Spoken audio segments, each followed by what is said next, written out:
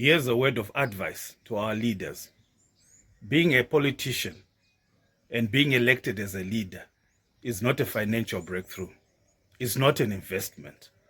If you, in your own personal life, you cannot afford a VX, a Prado, or you cannot afford a Fortuner, Toyota Fortuner, you cannot afford a GD6, please do not use being a leader, being entrusted as being a custodian of the community or of the country as a way to attain wealth.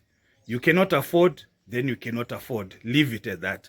If you cannot uplift yourself in your own life, that you can start your own investments, you can climb the corporate ladder and buy your own cars, buy your own mansions, or construct your own mansions with your own money that you have earned from honest hard work, then do not use us entrusting you to go into office to serve us, to give us services that commensurate with our lives, in whether it's in urban areas, in villages, whether it's a country as a whole. When we entrust you into a position of leadership, we are entrusting you to serve us, to serve the nation, to put the interests of the nation first, to ensure that the nation is well taken care of, the economy is running, people have, their communities have water, their refugees are being collected, the companies are able to open and invest, and there are jobs, and the economy is functional, money can buy. When we go into our supermarkets, we can afford to buy the most basics or even the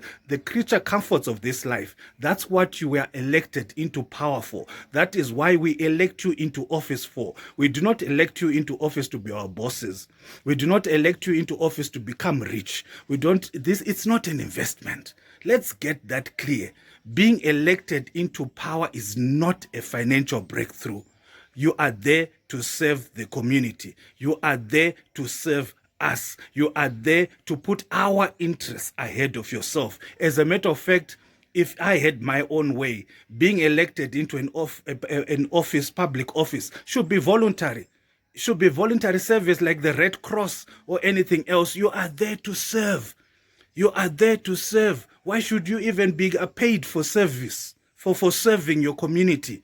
You should be given stipends or allowances or something to just enable you to go about what we elected you for. If you're a councillor, to go around in the ward and ensuring that things are well taken of, an MP to go around your constituency. That's it. Surely what conscience is there in buying a 125,000 US dollar motor vehicle when your own community does not even have water to drink? What logic is there in giving yourselves $500,000 for each minister, or those 40,000 for each MP, and yet your own constituencies do not have schools? Those very same schools do not, if they are there, they do not even have books or any learning material to talk of.